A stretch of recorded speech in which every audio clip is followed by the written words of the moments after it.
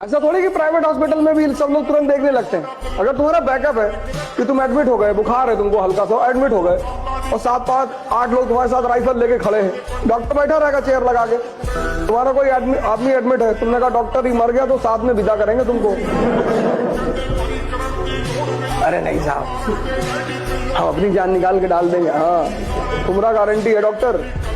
जिंदगी में आत्महत्या मत करना, परिस्थितियां चाहे जितनी विषम क्यों ना, नहीं तो अगले 25-30 हजार साल तक जानवर बनकर भेजे जाओगे नीचे, क्योंकि तुम ऐसा ह्यूमन बीइंग फेल कर गए। मनुष्य बनाया ही तुम्हें इसलिए गया कि जाओ, ये लो 15 साल तक तो मस्ती भरा जीवन रहेगा, गिर जाओगे तो लोग उठाएंगे भी, ये भी कहेंगे कि अबे चींटी मर गया, चींटी मर गया, देखो बेटा कितना चींटी मर गया। लेकिन जब 21 साल की उम्र में गिरोगे ना तो लोग हंसेंगे, जब 100 साल की उम्र में गिरोगे तो लोग उठाएंगे, कहेंगे चींटी मर गया, और जब 21 साल में गिरोगे तो लोग हंसेंगे, और सारे अगल बगल के लोग हंसेंगे। सबसे ज्यादा यही है खेल। वो जिनको तुम रिश्तेदार कहते हो वो कूद कूद के हंसेगा, जिनको तुम दोस्त कहते हो वो हंसेगा, जिनको तुम पड़ोसी कहते हो सब हंसेंगे। और बस तुमको पता रहेगा कि ये हंस रहे हैं। हर आदमी एक अनजाने दबाव में है, हर आदमी। पता क्यों? इन 3 चीजों की वजह से, रिश्तेदार, दोस्त और पड़ोसी। हर दिन चुनौती आएगी, बस उसका रूप बदला हुआ होगा हर दिन। Physics, chemistry, bio, geography, science, ये सब कोई काम ना आए। सिर्फ एक चीज काम आएगी, तुम्हारी हिम्मत, तुम्हारी शक्ति, तुम्हारा साहस। उसको पढ़ाया ही नहीं जाता और 20 साल में युद्ध में झोंक देते हैं, जाओ लड़ो। जब साहस तुमने पढ़ाया ही नहीं, उत्साह तुमने पढ़ाया ही नहीं, समझ तुमने बताया ही नहीं, कैसे लड़ेगा बंदा? राजा बनने का बस एक ही सिद्धांत है, समझदारी का विकास। और समझदारी बढ़ाने का बस एक ही सिद्धांत है, पढ़ाई। हमारे देश में लोग कहते पढ़ोगे तो राजा बनोगे, बिल्कुल नहीं। सवाल ही नहीं उठता, प्रश्न ही नहीं उठता, गलत है वो। पढ़ोगे तो नौकर बन जाओगे, लेकिन हाँ, अगर पढ़ाई से अपनी समझदारी का विकास कर लिए तब तो राजा बनोगे। अब जब लड़के मुझसे कहते हैं तो मैं उनसे यही कहता हूं कि मेहनत करने से कुछ नहीं मिलता, मेहनत तो मजदूर करता है, तपस्या करो। तो बोलते हैं मेहनत और तपस्या में क्या फर्क है? तपस्या में श्रम प्लस जागृति दोनों है। आपको पता है कि आप क्या कर रहे हो। मेहनत में सिर्फ श्रम है, जागृति है ही नहीं। तो जितने लोग मेहनत करेंगे उन्हें कुछ नहीं मिलेगा, उन्हें तपस्या करनी होगी। जानना होगा कि भैया हम जो पढ़ रहे हैं उसमें से क्या पढ़ना है, क्या निकालना है, कैसे करना है, तब उनका सिलेक्शन। योग्य लोग किसी का इंतजार नहीं करते, किसी की लीडरशिप बर्दाश्त नहीं करते, किसी की चाटुकारिता नहीं करते। ये योग्य लोगों के लक्षण है। चाहे वो सुभाष चंद्र बोस हो, चाहे राणा प्रताप हो, चाहे शिवाजी हो। इन लोगों की खास बात क्या है? टैलेंट है, लड़ना जानते हैं। बोले अकबर, बोले हो गए अकबर, हम भी लड़ना जानते हैं। शिवाजी से लोगों ने औरंगजेब साहब मुगल बादशाह, बोले चुप, मुगल बादशाह। जिनको इस जीवन में युद्ध करना आता है वो किसी को सलाम नहीं करते। इज्जत में भले कर दें, प्रेम में भले कर दें, सम्मान में भले कर दें। इन लोगों की महानता क्या है? सुभाष चंद्र बोस, राणा प्रताप, शिवाजी, इन लोगों की महानता क्या है? यही है कि लड़ेंगे। इनके पास भी ऑप्शन था, सामने वाले की बात मान के जिंदगी आराम से गुजारनी ही नहीं, आराम से गुजारनी ही नहीं, लड़ना है बस।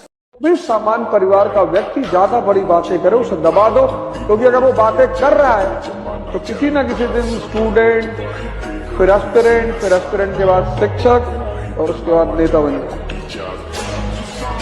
मेहनत दुनिया में एक ऐसी चीज है जो खाली नहीं आती। बस रुकना मत, गिव अप मत करना। जब तक दुनिया वाले आपके सपने पे हंस नहीं रहे ना, तो समझ लो आपका सपना छोटा है। जितने भी लोग इस दुनिया में मेहनत करते हैं उन्हें निराश कभी नहीं होना चाहिए, क्योंकि अगर आप जिम लगातार जा रहे हैं तो बॉडी तो बनी रही है। भले आप मिस्टर यूनिवर्स ना बन पाए, पर शरीर में कुछ ना कुछ तो चेंज हो ही रहा है। अगर आपको दिल से सचमुच कुछ करना है तो आप वो करोगे। उसके लिए आपको मोटिवेशन की जरूरत नहीं पड़ेगी, एक्सटर्नल पुश की जरूरत नहीं पड़ेगी। श्रम कभी खाली नहीं जाती, कभी नहीं जाता। परसों एक भाई साहब बदतमीजी करते जा रहे थे, तो मेरे ड्राइवर थे, उनको कम से कम 1 लाख गाली दिए, तो वीडियो बना लिए हैं, कहे मैं वायरल करूंगा। मैंने कहा मुझे टैग करके करना। कहे लेकिन भाई साहब ऐसी गाली में कभी सुना नहीं। मैंने कहा इसकी भी मैं कोचिंग देता हूं। लेकिन आप तो ध्यानवान करते हैं, तो ध्यान का क्या मतलब है कि कुत्ता काट के चला जाए, पकड़ के टांग और नचाएंगे। उसको एग्जाम्पल देंगे सारे कुत्तों को। बुद्ध के देश में पैदा हूं मैं, बुद्ध थोड़ी है। जैसे हमें शुरू में पढ़ाया गया honesty is the best policy, honesty is the best policy. वो आदमी मुझे मिल जाए जिसने ये बात कही, उसको मैं बहुत मार मारूं, कोई बेस्ट पॉलिसी नहीं। फिर जब पहली बार मैंने अपराध किया और मैं थाने पहुंचा और FIR हुआ, अपराध तो मैं नहीं कह सकता, छोटा मोटा बवाल ही था वो, और मैं थाने पहुंचा और FIR हुआ और पुलिस केस और ये वो फलाना। तो उसके बाद जब मैं अपने मोहल्ले में पहुंचा तो लोगों ने बड़े इज्जत भाव से देखा।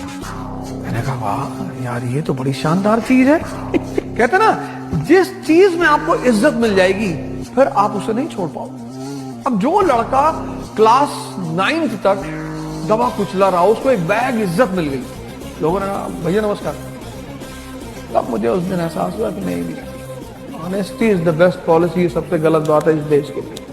और गुड्डू भैया का एक बड़ा फेमस डायलॉग है, वो शायद मेरे ऊपर बहुत सूट बैठता है। कहते हैं कि शुरू तो मजबूरी में किए थे, लेकिन अब मजा आने लगा है।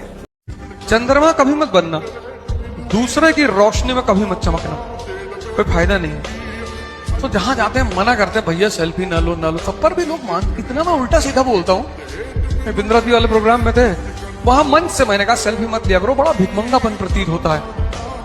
कोई बॉलीवुड के एक्टर मिल गए मुंबई एयरपोर्ट पे, दुआ सलाम हुई, हाँ भैया, तो बोले फोटो लेंगे हमारे साथ। मैंने कहा लेंगे, हम शिक्षक हैं।